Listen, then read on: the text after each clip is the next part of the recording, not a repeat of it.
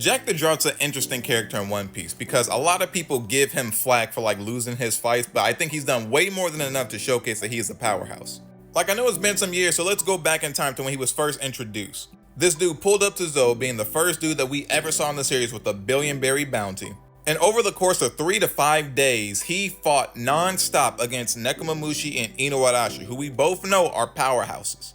Imagine having to fight Neko for 12 hours and then he goes and sleeps, you get no break, and now you're fighting Inu.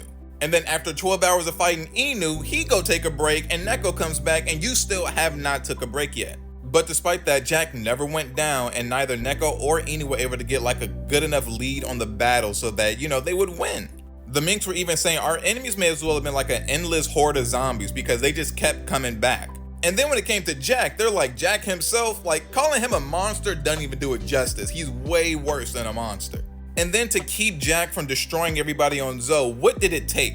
It took the island-sized elephant Zunisha to swing its island-sized trunk at Jack and the rest of the ships to basically wipe them off the census in order for him to not attack them anymore. And the crazy thing is, despite getting hit by this thing, it's not like Jack was knocked unconscious. Like, getting hit by a city did not knock him unconscious. Because shortly after, we see that he's just laying at the bottom of the ocean, waiting for somebody to come pick him up, eyes open, just kind of pissed off. So an elephant the size of an island swings its trunk, which is like the size of a city, at Jack, and it doesn't even knock him out.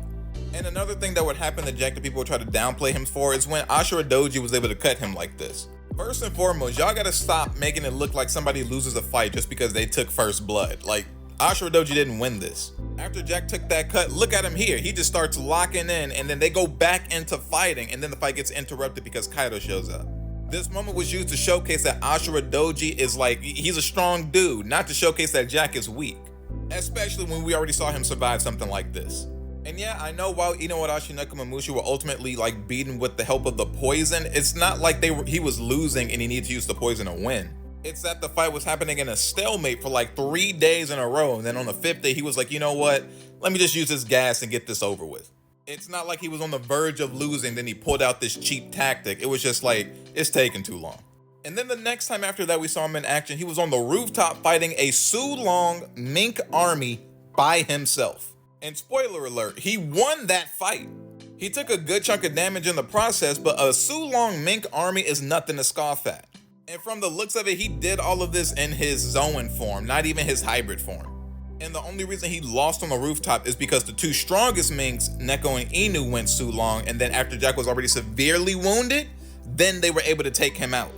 Like, how can you downplay this, man, when even Kaido's like, yo, that's one of my hand-picked lead performers. I ain't gonna sit back and let y'all kill him. Just because he lost does not mean that he's weak. It's just that these two are too strong. But even after taking all that damage on the rooftop, after the Scabbards got away, he still got up and was like, no, I'm finna go finish the job. I'ma fight the Scabbards. Scabbards, mind you, that are all capable of cutting Kaido. So Jack taking these hits, he gets a lot of credit for being an endurance monster. And it's only after taking all of this damage, fighting a Mink Sulong army, Inu and Neko at the same time, then fighting Inu again with all the injuries that he took the first 2 times, to finally be defeated. And even then, he was about to beat Inu if Luffy didn't split the clouds, bring the moon back, and he went Sulong. And because of the way that played out, unironically, Jack only lost due to luck. If Luffy had split the sky 10 seconds later, Jack would have killed Inu and then went after the rest of the Scabbards. So if Jack is this strong, why do so many people think that he's weak and like try to use him as a benchmark, like, oh, he's not that strong? I think the reason for this is because Oda off-screened pretty much all of his combat, which I think really sucks because he had like these weird sickle type of swords, so he had a unique fighting style. And we never really got to see what it is he can do in his hybrid form. Jack is an unlucky dude that had all of his fights happen off screen, so if you weren't paying attention to the narrative and you were only looking for like feats in combat, you wouldn't see why he's strong, and I think that's why so many people think that he's weak. But once you go back and start looking at the feats that we do have for him, what it is he can and can't tank, the waves of people he's constantly able to take down, even getting props from Kaido himself, it becomes very clear that Jack is one of the strongest beings that was in all of Wano. And essentially his biggest op was Oda with the time crunch. Because I feel like if we were able to see his swordplay in action, see what unique abilities he gets from his hybrid form and like his full-on Zoan form, I promise you, nobody would have been calling this man weak. and he would have been acknowledged for the powerhouse that even Kaido, the king of beasts, knows that he is.